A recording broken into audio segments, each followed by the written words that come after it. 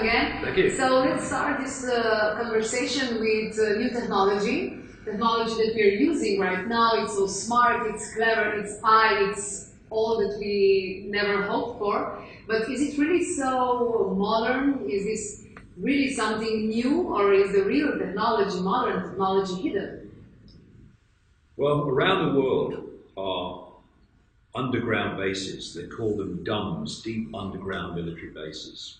And in those and other hidden areas, technology that is way ahead of anything in the public arena is being developed.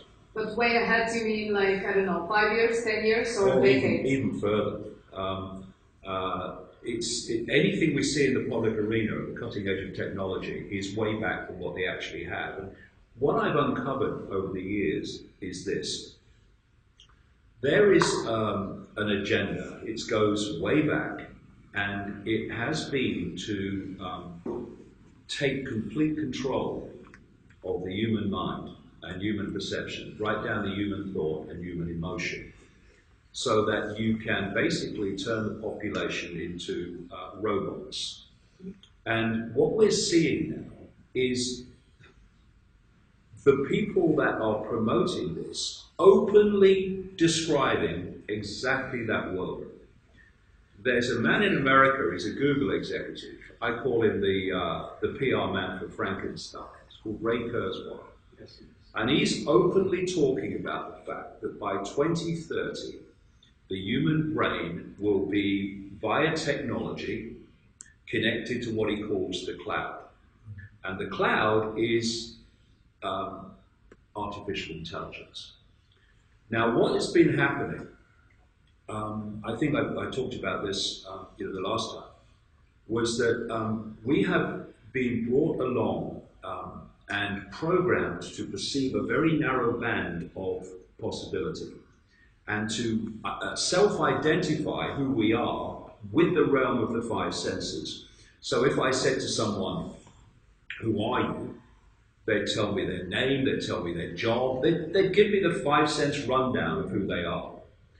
What we really are is awareness, a state of being aware. The body is just a vehicle for that awareness to express itself in this reality, this band of frequency we call the world.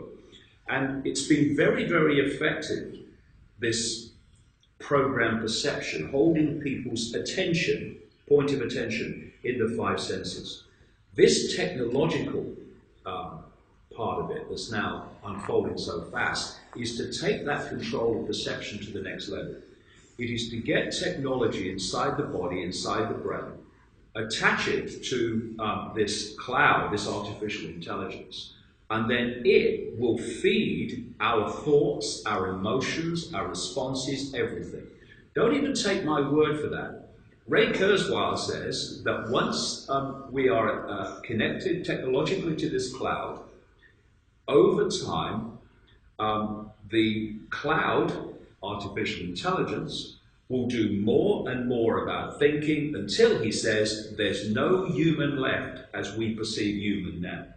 That means what? That humans become nothing more than a biological computer terminal on this cloud internet. And the reason they're so open about it is because of the sales pitch, which is, once this happens, we'll become superhuman. No, we'll become subhuman. And that's the idea. What is happening in front of our eyes, particularly with the young, because it's all a deception, is getting them addicted to technology. I mean, you walk down almost any country in the world, you're seeing that. Yeah. They put it down, but they've got to pick it up again. Who is in control there? The person or the smartphone? In other words, the technology is already in control. And this has been the plan. Stage 1, get them addicted to technology that they hold. This is the smartphones, the tablets. Stage 2, get them to have technology that's on the body. The idea is to get in the body, so get it on the body. So it's your smartwatches, it's your Google Glass, it's your Bluetooth. Get them on the body. And the next stage, it's already happening. This was in my books in the 90s that this was coming. You get it inside the body. Mm-hmm. You get the microchips in and what have you. And the microchips now, they're dust. They're just, you breathe them in. And then you connect them to the cloud and they stop being human and they start being the cloud.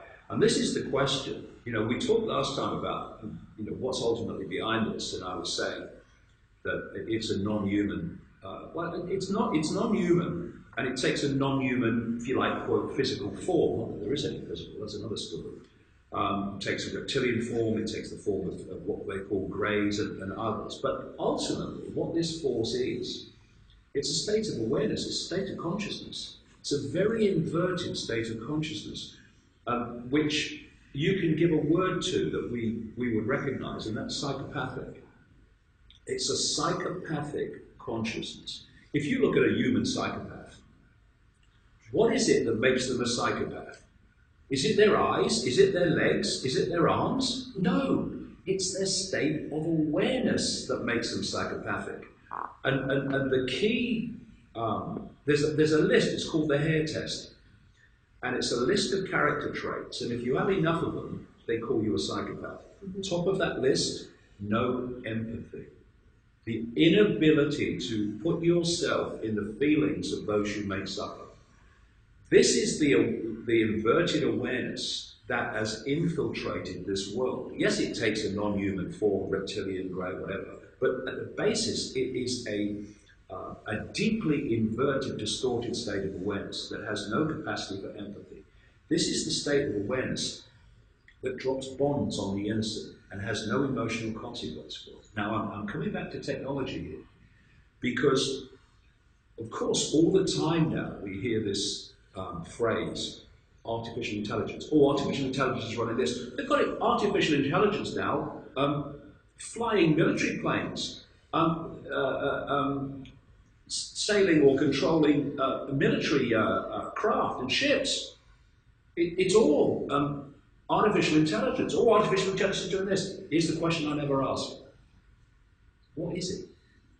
What is this artificial intelligence that's taking over everything and controlling everything? They're even bringing now in driverless cars, controlled by what? Artificial intelligence. All around us, this technological prison's being built. I say this artificial intelligence, ultimately, is the state of awareness which we are being manipulated to build a technological vehicle for. The CIA announced some time ago, when a guy called David Petraeus was its brief head, that we were moving into the era of what they called the Internet of Things. This is now happening. What they meant by that was everything is connected to the internet. Your fridge, your car, everything. Yes. And therefore, as we've seen with this WikiLeaks dump of files about the way the CIA were hacking into smartphones and televisions and everything, it means, how can they hack into a smart television and film you and record you in your own home? Because the television is connected to the internet. Of course. That's the way in. But nowadays everything is connected to the internet. So if you attach everything to the internet, including eventually the human mind, the cloud, that's what the internet is, then whoever controls the internet controls everything attached to it, including the human mind. And this is what is happening all the time. We need to take a step back, because people have got caught into this enthusiasm about technology. So, you know, you've got a smartphone, oh, I've got a tablet, oh, I've got this, oh, have you seen the latest? You've got to have the latest. Now, what this is doing is creating a momentum, pushing forward. Have you seen the latest technology? Have you seen the latest technology? And eventually, have you seen the latest? What you do is you put that little chip in your head and it connects you to the internet. It takes you to the cloud. Isn't that great? And what I'm trying to say to people is, no, it ain't great. Take a breath, take a step back, look at what's really happening. The human race is being taken over by technological artificial intelligence, and it's happening by the day. And we want it. We're being manipulated to want it, and this is the reason they're targeting the young, because the young are not always young. They move into the positions of power. They become the general population eventually. And if you have addicted them to technology, then they will carry on with that through their adult lives and accept this state of technological robotic awareness, which by then they'll mistake for their own mind. And this is the thing. Do we want to think for ourselves, or do we want to just become a computer terminal for an artificial intelligence? But how